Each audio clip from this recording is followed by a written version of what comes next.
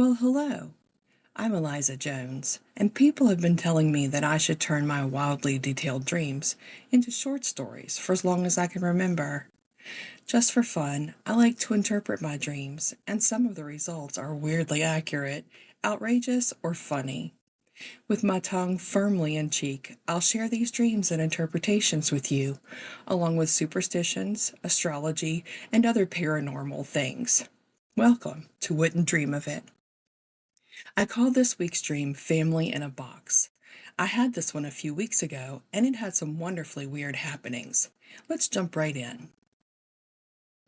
I was working in a grungy place that reminded me of a bar where I used to work. It wasn't dirty per se, but everything was old and badly in need of an upgrade. The smell of old cigarette smoke and spilled beer permeated the place, and it was desperately in need of a deep cleaning. Apparently, there was a kid and doggy daycare in the same building where I worked, so I went there to pick up my kids and my dogs.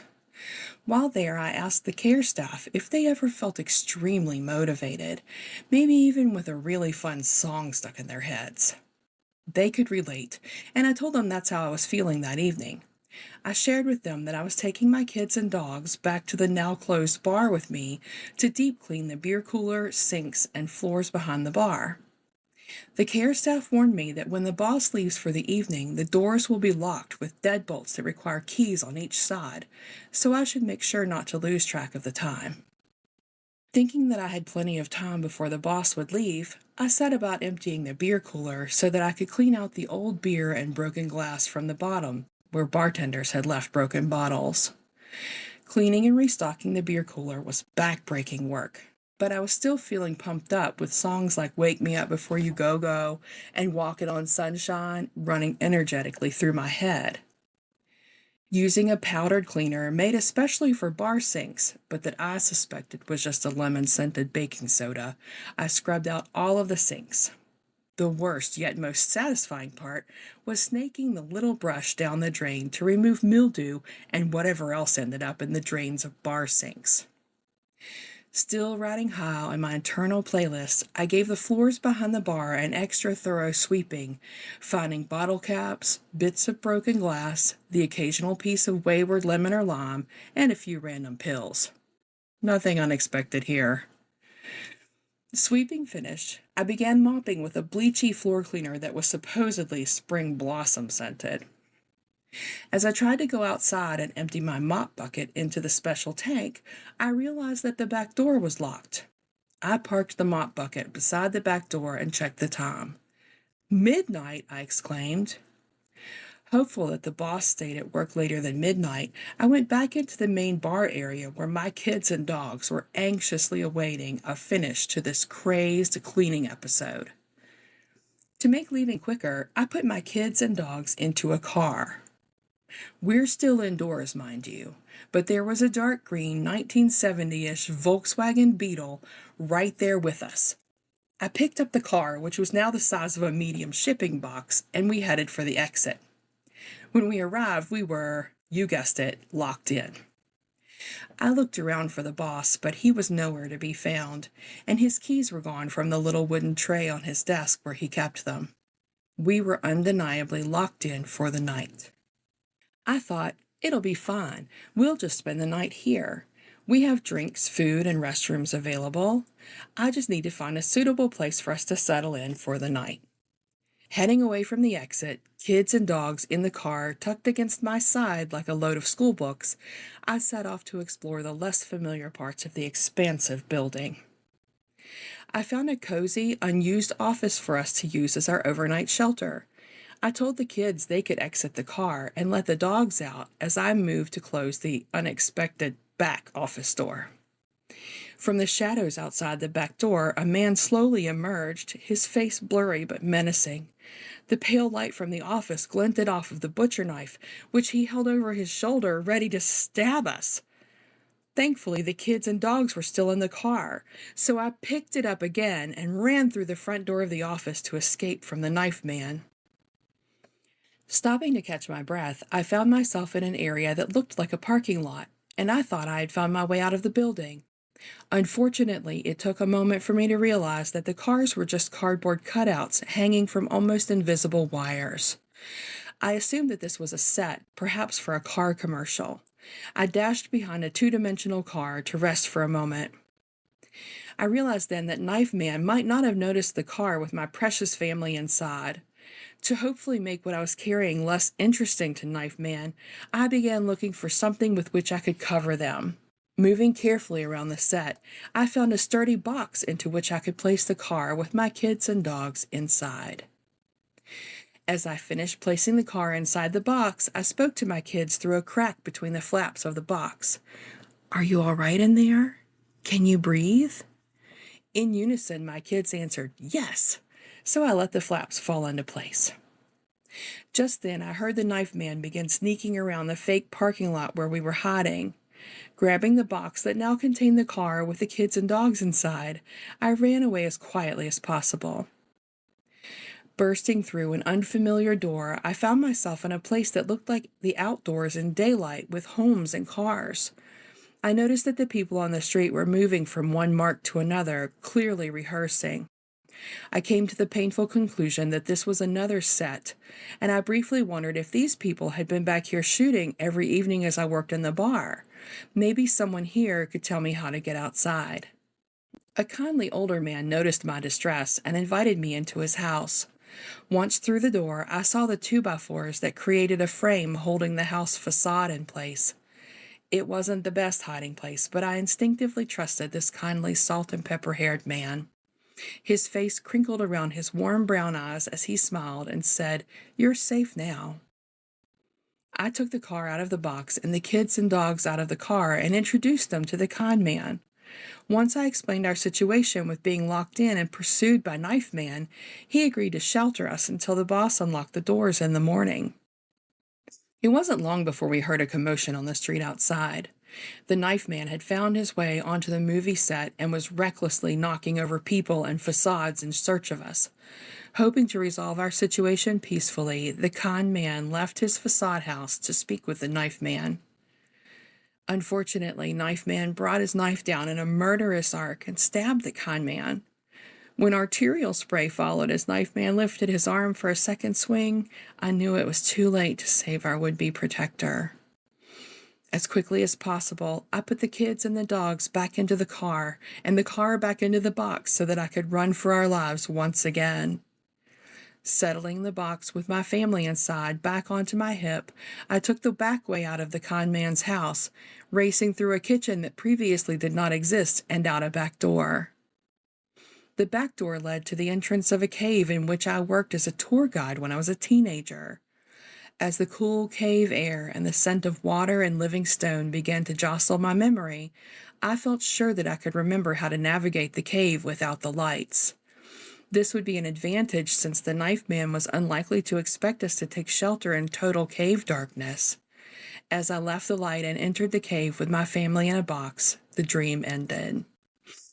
I like to interpret my dreams using multiple resources, especially when they're this weird.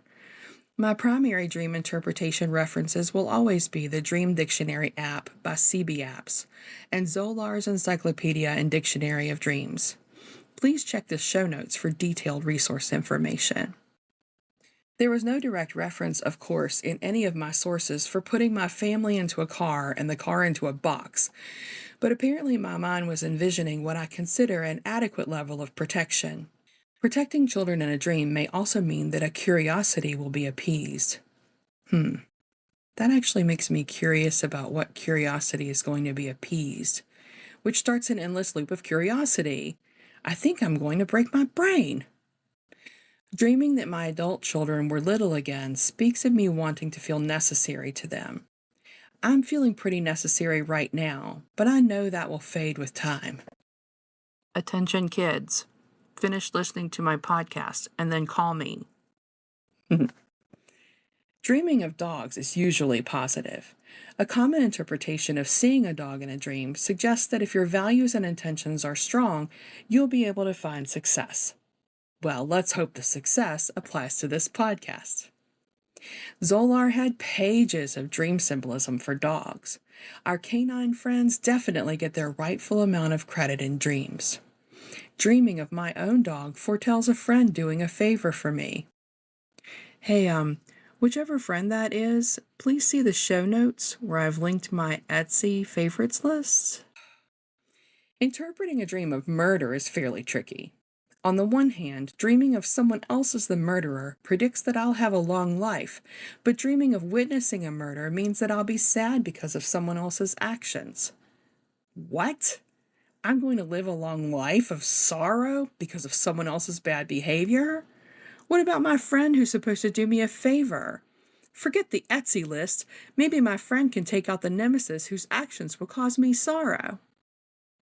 Here comes more bad news because a dream of running away from others means that I'll be sad and disappointed. I thought this was a cool dream, but its meaning is somewhat disappointing. Knife Man was wielding a butcher knife, which symbolizes aggression for staying alive. That's the truth. If I see Knife Man in another dream, he's going to find out what it's like to deal with a formidable woman. By the way, thanks Nick for helping me see that I'm formidable. Okay, finally, I learned that if a woman dreams of a man she doesn't know, she will be abundantly wealthy, and a dream of entering a cave with my family indicates plentiful assets. Now that's more like it.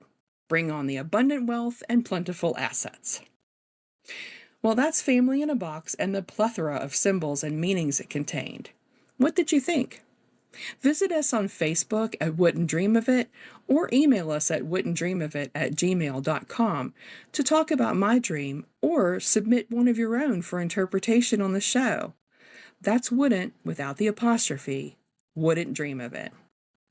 Not a far cry from dream interpretation lies the world of superstitions and omens.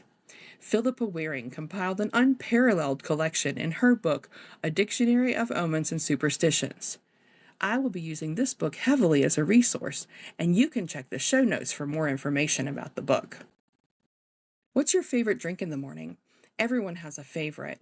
Coffee, tea, orange juice, chicory. Wait, chicory? Have you ever had a cup of chicory? Although it is said to have a similar flavor to coffee, it has no caffeine, which might disappoint some coffee lovers. Personally, I only love coffee because of the caffeine. I learned from Mary West's Medical News Today blog that chicory is used for a number of health benefits like keeping blood sugar under control and improving digestive health, but some people may have an allergic reaction to it. You may be asking yourself, why are we talking about chicory? Well, chicory actually has a robust history in superstition. Some people believe that the chicory plant can make its carrier invisible. It is also considered sort of a good luck charm. Do you think you'll be replacing your morning cuppa with chicory? Invisibility sounds kind of fun, but it could cause you to run afoul of your boss if you work in an office but can't be seen. As a remote employee, I can work naked, invisible, or naked and invisible, and literally no one will notice. Speaking of breakfast drinks, we can't have this conversation without talking about coffee. Some Americans believe that if the bubbles on the surface of the coffee float toward the drinker, then money is on its way, while if the bubbles float away, money will be lost. Maybe this is why some Americans drink so many cups in a day. If they keep trying, maybe they'll get the bubbles to float toward them. Personally, I'm a tea person. I'm also kind of a tea snob because I get annoyed at the phrase herbal tea. According to Britannica, tea is, quote, a beverage produced by steeping in freshly boiled water the young leaves and leaf buds of the tea plant Camellia sinensis, end quote. Another one that gets me is chai tea.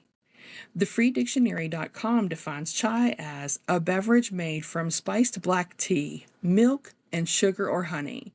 So if you like to say chai tea, what you're actually saying is tea. Whether you're a tea snob or not, you may already know that tea has its place in a discussion of superstitions and omens. Reading tea leaves has been considered a way to tell the future for ages. This requires a certain amount of imagination, intuition, and either psychic ability or the ability to lie with a straight face. You decide. Some people believe that if a tea leaf floats on their tea, they will have a visitor soon. Less well known is the superstition that bubbles on the surface of tea predict kisses for the drinker. Isn't that cute? Oh my God, it's like mistletoe in a cup. Stirring a pot with loose tea leaves is said to stir up trouble, but that's probably because everyone will be mad at you for the tea leaves in their cup.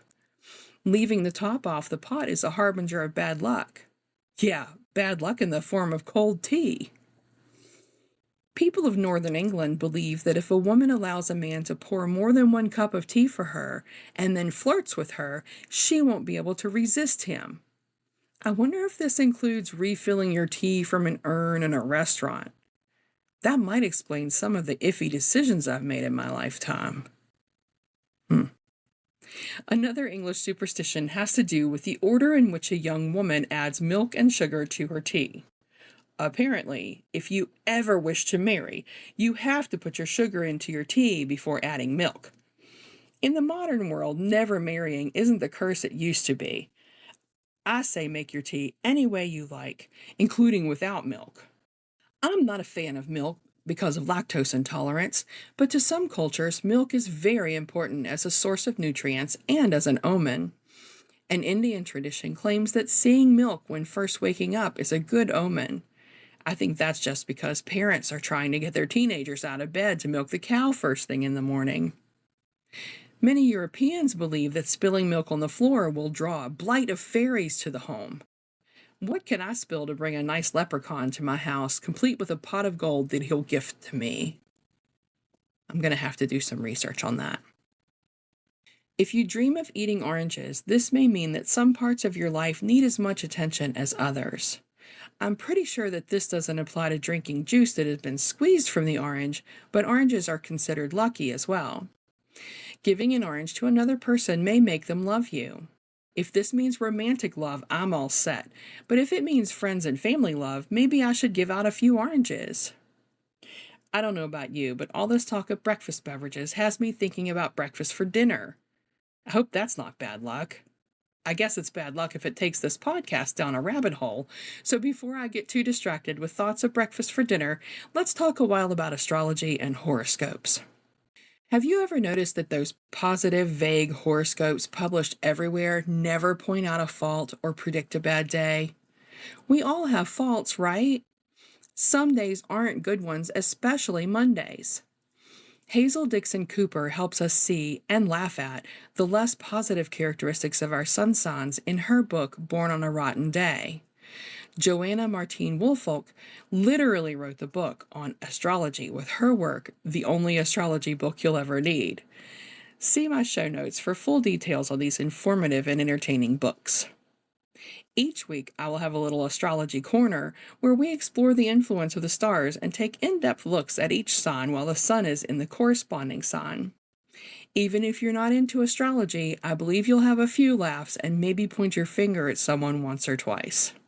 Since we have a couple of weeks until the sun moves from Virgo into Libra, let's talk about the 4 elements, also known as triplicities of astrology, which are fire, earth, air, and water.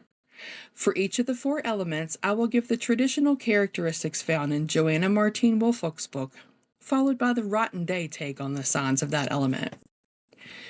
Aries, Leo, and Sagittarius are fire signs. People born under a fire sign are known to be active and enthusiastic, but some people may find them more selfish, egotistical, and demanding. Taurus, Virgo, and Capricorn are earth signs. These folks are considered practical and stable. They also are hard-headed. Okay, so I'm an earth sign. Did my editor/eldest child really have to say, yeah, no shit, when she read this? Anyway, earth signs may be calculating, critical, and callous as well. Gemini, Libra, and Aquarius are air signs, which are believed to be intellectual and communicative. Air signs may also be fickle, glib, and long-winded. Cancer, Scorpio, and Pisces are water signs. As the mother of 2 water signs, I'm a veritable wealth of information on water signs. While they are emotional and intuitive, they also are moody as well as self-destructive and manipulative. If you know me and you've ever wondered why I'm so weird, now you know. Each sign has one of 3 qualities and one of 2 polarities. The elements, qualities, and polarities align differently for each sign, helping make each one unique, both in the good and the bad ways. The polarities, also known as dualities, are masculine and feminine, which have nothing to do with the sex or gender of the person born under the sign.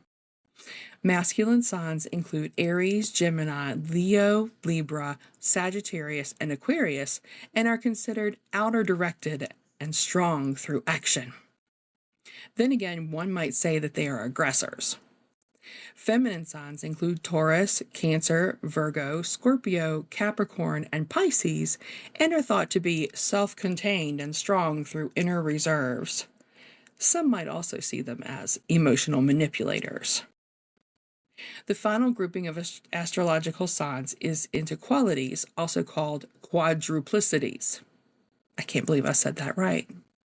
These include cardinal, fixed, and mutable. Cardinal signs are enterprising and outgoing. They are the initiators.